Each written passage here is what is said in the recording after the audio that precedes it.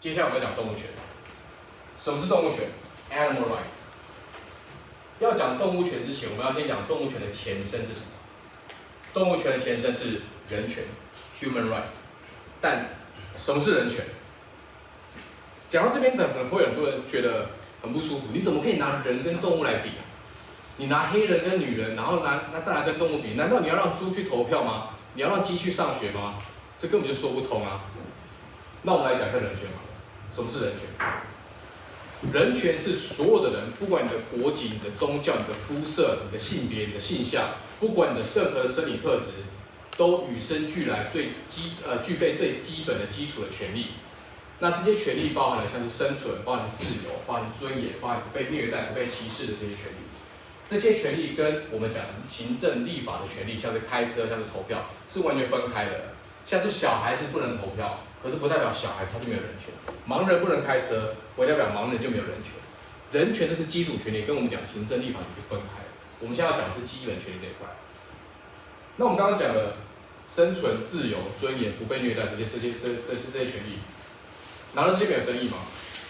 人权在这个世界上，即便说普遍人都认同，但其实还有很多争议的。包含像很多国家，他也会讲说，我们是不是要把教育跟医疗也纳在人权里面？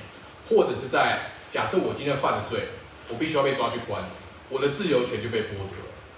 或者在很多国家其实都有死刑存废的问题，我们是不是要去侵犯这个人的生存权，把他判死刑？所以说，就算是人权，它也不是绝对的，很多地方都有很多例外，很多模糊空间。但是只有一个权利，是不管你到世界哪个地方，你问世界上哪一个人，都绝对没有争议的最基本的权利。这个权利就是不被当作财产、物品跟资源来剥削使用的最基本的权利。我再说一次，所有的人权可能都有一些争议的内容，都有例外，可是只有一个权利绝对没有例外，任何人都一定要有，就是不被当作财产、物品或资源来去任意剥削使用的权利。因为你一旦连这个权利都没有了，你就完全被归在人类这个道德考量以外，你就只是一个东西。你就跟手机、电脑、桌子、椅子一样，你只有外在价值，你没有内在价值。所以人一定要有这个最基本的权利。那这也就是为什么在全世界各个地方，我们都一致的认为，把人当奴隶是不对的，奴役制是绝对被禁止的，因为这就是剥夺这个人最基本的权利。或者是说，今天就算可以把我的器官把我杀死，拿我的器官去救4个、5个人，杀1个救5个人，这是做得到的事情。但是绝对没有人可以在违背我的意愿之下，把我杀死，去买卖我的器官，把我当我器官中的资源去救其他人。就算可以救比较多的人，也没有任何人可以在违背我的意愿之下做这件事情。这个就是最基本的，不被当作财产、物品、资源来去使用的权利。大家都知道我们有这个权利，我想大家都认同，所以我有这个权利。那我现在想要挑战各位的逻辑，画面上这只动物跟我是很不一样的。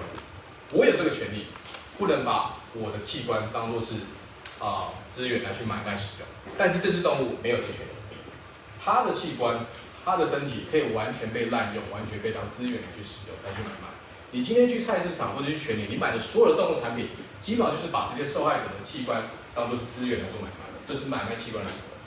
好，那我跟他到底是哪一个根本的不同，创造了这样的差别对待？是哪一个不同让我有这个权利，但这只动物没有？你们可以想一下。常见的有人会说，因为我可以讲话，可是他不能讲话，所以我可以说我不想要被这样对待，但他不行，所以我有这样的权利。如果是因为语言能力的话，你可以接受把哑巴的身体当作是资源来使用，去买卖哑巴的器官吗？我想，如果你说不行的话，代表语言能力并不是一个合理的解释。那接着可能有人会说，因为我可以对社会造成贡献，他没办法对社会造成贡献。好，那你可以接受把一些可能重度残障的老人，他也没办法对社会造成贡献啊。把老人之家改造成屠宰场，去把他们做人体实验，去活摘他们器官，是可以接受的吗？如果你不能接受，代表有没有对社会贡献，也不是作为有没有人权的基本的根据吧。最常讲是说，因为智商的问题 ，OK， 老人他们虽然说没有办法对社会贡献，他还是有一定的智商。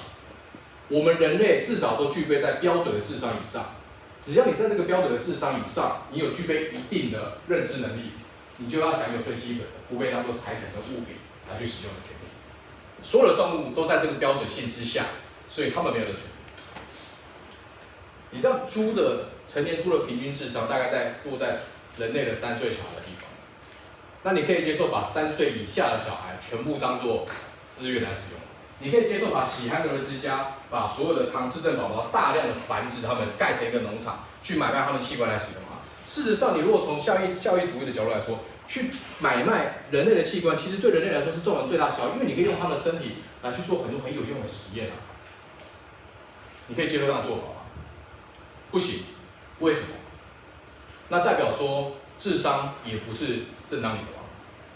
不管你找哪一个理由，不管你讲的是语言能力、社交互动、智商高低，或是能不能对这个社会互动，这种论证的最大的问题在哪里？第一个，你可以轻易的找到在人类社会里面同样欠缺这些能力的人，但是我们从来不会用这样的理由当作是剥削他们身体的正当理由，反而因为这一些弱势的族群，他们欠缺这样的自我保护的能力，我们愿意提供额外的保护。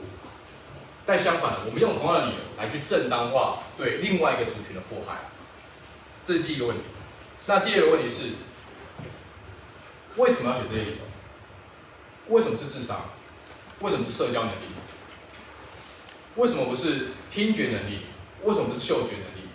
很多的动物，它的五官，它的很多能力是我们人类做不到的。狗可以听到我们完全听不到的频率，猪可以闻到我们闻不到的味道。为什么我们不是挑这些能力当做道德考量，而是很方便的先射箭再画靶，挑只有我们有但他们没有的能力？这种先射箭再画靶的论证方式，就跟当时白人把黑人当奴隶的论证方式是一样。他已经先决定他们的地位就是比较低的，他拿圣经，他拿他们的皮肤的颜色当作是正当理由，把他们归类在不同的群体里面去做剥削。那我们现在的做法不也是一样吗？如果这些理由都不能当作是剥削的正当理由，都不能当作是剥削社会上弱势族群的正当理由的话，那到底是什么？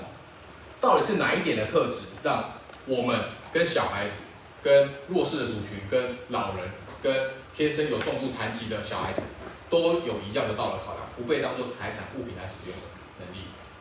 我们这边要看的不是不同人的不同的地方，而是我们共同之处。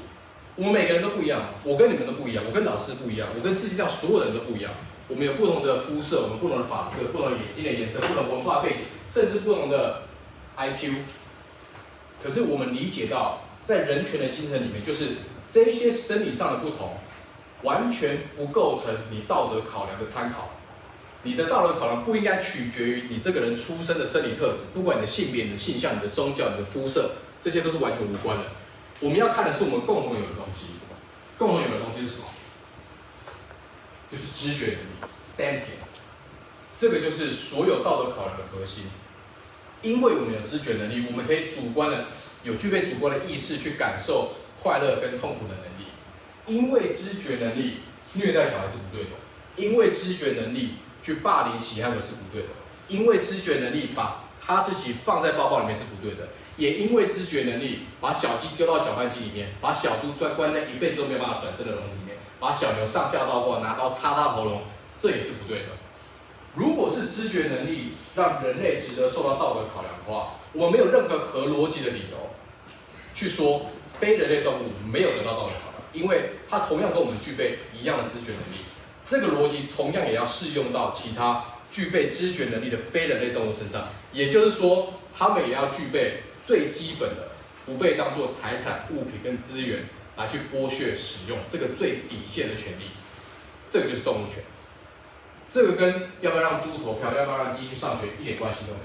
我们讲的是最基本，你的身体自主，不被当作财产跟物品来剥削使用的权利。